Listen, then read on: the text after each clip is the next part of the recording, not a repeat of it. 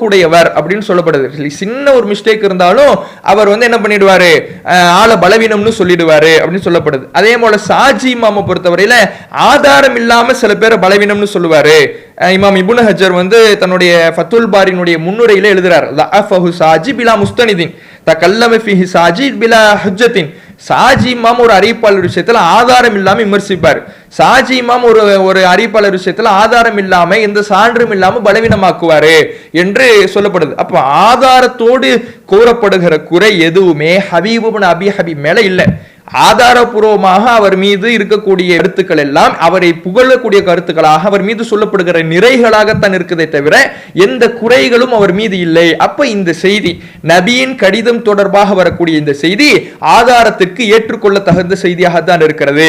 அறிவிப்பாளர் தொடர் சரியான செய்தியாக இருக்கிறது. அதுல எந்த குறையும் இல்லை என்பதை இதிலிருந்து நம்மால் அறிந்து கொள்ள முடிகிறது. அடுத்ததாக இதுவரை நாம பார்த்த தகவல்கள்ல தங்கம் எவ்வளவு இருந்தால் ஜக்காத்து கொடுக்கலாம் என்கின்ற தகவல் அம்ர் இப்னு ஹஸ்ம் ரலியல்லாஹு அவர்களுக்கு நபிகள் நாயகம் எழுதிய கடிதத்தில் சட்டம் இருக்கிறது. அந்த செய்தி ஆதாரபூர்வமான செய்தி. அது நபியின் கடிதத்திலிருந்து ஒரு தாபி அறிவித்திருந்தாலும் ஒரு மெட்டீரியலிருந்து அவர் அறிவித்திருப்பதால் அங்கே சஹாபியினுடைய பெயர் அந்த அறிவிப்பாளர் தொடரில் இடம்பெறவில்லை என்றாலும் அது நபியின் கடிதம் தான் என்பதை ஒரு நபி தோழர் உறுதிப்படுத்தி இருந்தால் போதுமானது. அப்படியான உறுதிப்பாட்டை உமர் ரலியல்லாஹு அவர்கள் வழங்குகிறார். அப்ப இந்த செய்தி ஆதாரத்திற்கு ஏற்றுக்கொள்ளத்தக்க செய்தி என்ற கருத்தை பார்த்திருக்கிறோம். அதே போல அந்த அறிவிப்பாளர் தொடரில் இடம்பெறக்கூடிய ஹபீப் இப்னு அபி ஹபீப் என்பவர் நம்பகமானவர் தான். அவரை சில பேர் ஆதாரம் இல்லாமல் குறை சொன்னாலும் அவர் நம்பகமானவர் தான் என்ற தகவலையும் பார்த்திருக்கிறோம். அப்ப இந்த தகவல்கள் அனைத்தும் நம்ம ஏற்கனவே வெளியிட்ட அந்த கட்டுரையில் அந்த ஆக்கத்திலே என்ன பண்ணியிருக்கிறோம், வெளியிட்டு இருக்கிறோம். அதே போல இன்னொரு கருத்தையும் நாம சேர்த்தே தான் வெளியிட்டு இருந்தோம். என்ன கருத்து அப்படின்னா, இந்த கடிதத்தில் நபிகள் நாயகம் அம்ர் இப்னு ஹஸ்ம் ரலியல்லாஹு அவர்களுக்கு எழுதிய கடிதத்தில் ஒரு வாசகம் இடம்பெற்றிருக்கிறது அப்படின்னு முஅத்தா மாலிக்ல ஒரு செய்தி இடம்பெறுது. அது என்ன செய்தினா, அன்னஃபில் கிதாபில்லதி கத்தபஹு ரசூலுல்லாஹி அலி அம்ர் இப்னு ஹஸ்ம், அம்ர் இப்னு ஹஸ்முக்கு நபிகள் நாயகம் எழுதிய கடிதத்தில் இருக்கிறது, அல்லாஹ் யமஸ்ஸல் குர்ஆன இல்லா தாஹிருன், குர்ஆனை தூய்மையானவர் தவிர தொடமாட்டார் என்ற கருத்து அந்த கடிதத்தில் இடம்பெற்றிருக்குதுன்னு முஅத்தா மாலிக்ல இடம்பெறுது. இப்ப இந்த செய்தியை என்ன பண்ணுவாங்கன்னா, சில பேர் என்ன பண்ணுவாங்க, எடுத்து காட்டுவாங்க. அப்ப இந்த செய்தி ஆதாரமாக எடுத்துக்குவீங்களா, அதே கடிதத்துல தானே இருக்குது அப்படின்னு என்ன பண்ணுவாங்க, ஆதாரமா காட்டுவாங்க. அதனாலதான் நம்ம முன்கூட்டியே ஆய்வு செய்யும் பொழுது என்னென்ன எதிர்கருத்துக்களும் வரும். இது ஒரு ஆய்வு செய்யப்படுகின்ற பொழுது இந்த ஆய்வில் என்னென்ன எதிர்கருத்துக்கள் வரும், நாம எடுத்திருக்கிற முடிவு சரிதானா என்பது பல அமர்வுகள் வச்சு எடுக்கக்கூடிய முடிவுகள் தான். அப்படி இருக்கும் பொழுது இதையும் நாம அந்த கட்டுரையில வெளியிட்டு இருக்கிறோம். நாம வெளியிட்டு இருக்கிற அந்த கருத்துக்களை முழுமையாக படிக்காம மேலோட்டமாக ஏதோ நுனிப்புள் மேயிற மாதிரி மேய்ஞ்சிட்டு அதுல இருக்கக்கூடிய ஒரு சில வார்த்தைகளை மட்டும் எடுத்துக்கொண்டு பார்த்தீங்களா அப்படின்னு சொல்லிக்கொண்டு முழுவதுமாக படிக்காம நாம எதை பதிலாக எழுதியிருக்கிறோமோ அதையே கேள்வியா கேட்கிறது. நாம பதில் கொடுத்திருப்போம், என்ன எதுக்கு பதில் கொடுத்துட்டோமோ திரும்ப அதையே கேள்வி கேட்கிறதுனா இது வேண்டும்னே மனமுரண்டா மறுக்கக்கூடியதாகத்தான் நம்ம பார்க்க முடியுது.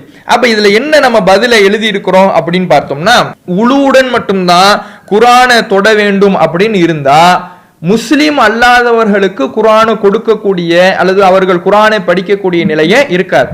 ஆனா குர்ஆன் ஹதீஸ் நமக்கு என்ன சொல்லுதுன்னா, இந்த குர்ஆன் என்பது முஸ்லிம்களுக்கானது மட்டுமல்ல ஒட்டுமொத்த மனித சமுதாயத்திற்குமானதுன்னு சொல்லுது. அதுக்கான வசனங்கள் ஏராளமாக குர்ஆன்ல இடம்பெற்றிருக்கு.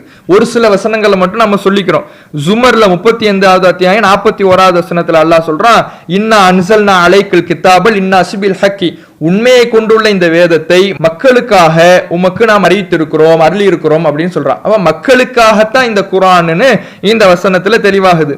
அதே போல பக்ரால 185வது வசனத்துல ஷஹ்ரு ரமலான் அல்லது உன்சில ஃபிஹில் குர்ஆன் ஹுதன் லின்னாஸ், ரமலான் மாதத்தில் அருளப்பட்டிருக்கிற இந்த குர்ஆன் ஹுதன் லின்னாஸ், மக்களுக்கு நேர்வழி காட்டி, மனிதர்களுக்கு நேர்வழி காட்டி, முஸ்லிம்களுக்கு மட்டும் இல்ல இது எல்லா மனிதர்களுக்குமான நேர்வழி காட்டி அப்படின்னு அல்லாஹ் சொல்றான். அதே போல யூனுஸ்ல 57வது வசனத்துல இறைவன் குறிப்பிடுகிறான், யா அய்யுஹன்னாஸ், மக்களே, கது ஜாஅத்துக்கும் மௌஇலத்தும் மிர் ரப்பிக்கும், உங்கள் ரப்பிடமிருந்து உங்களுக்கு ஒரு உபதேசம் வந்து விட்டது. மக்களேன்னு அல்லாஹ் அழைக்கிறான், முஸ்லிம்களே அழைக்கல. எல்லா மக்களுக்குமான உபதேசம், எல்லா மக்களுக்குமான வேதம் தான் இது. அதே போல சூரத்துல் கலம்ல 52வது வசனத்துல அல்லாஹ் சொல்றான், வமா ஹுவ இல்லா திக்ருல் லில் ஆலமீன், இது அகிலத்தாருக்கு அறிவுரை. இது வந்து யாருக்கு அறிவுரை? முஸ்லிம்களுக்கான அறிவுரை மட்டுமில்ல, இந்த உலகத்துல வாழக்கூடிய எல்லா மக்களுக்குமான அறிவுரை. அஃபலா யத்ததப்பருனல் குர்ஆன், குர்ஆனை அவர்கள் சிந்திக்க வேண்டாமா அப்படின்னு சூரத்துல் முஹம்மதுல 24வது வசனத்துல அல்லாஹ் கேட்கிறான்.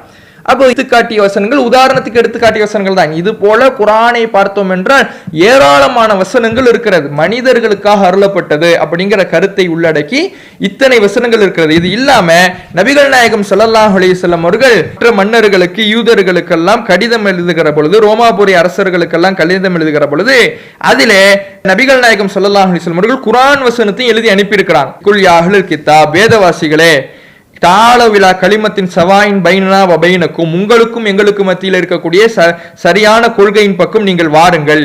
அல்லாஹ் தஅபுது இல்லல்லா, அல்லாஹ்வை தவிர யாரையும் வணங்கக்கூடாது. வலா துஷ்ரிகு பிஹி ஷைஆ, அவனுக்கு எதை இணை கற்பிக்க கூடாது அப்படிங்கிற அந்த வசனத்தை சூரத்துல் ஆல இம்ரான்ல 64வது வசனத்தை நபிகள் நாயகம் ஸல்லல்லாஹு அலைஹி வஸல்லம் அவர்கள் கடிதத்திலே எழுதி அந்த அரசர்களுக்கெல்லாம் அனுப்பியிருக்கிறாங்க.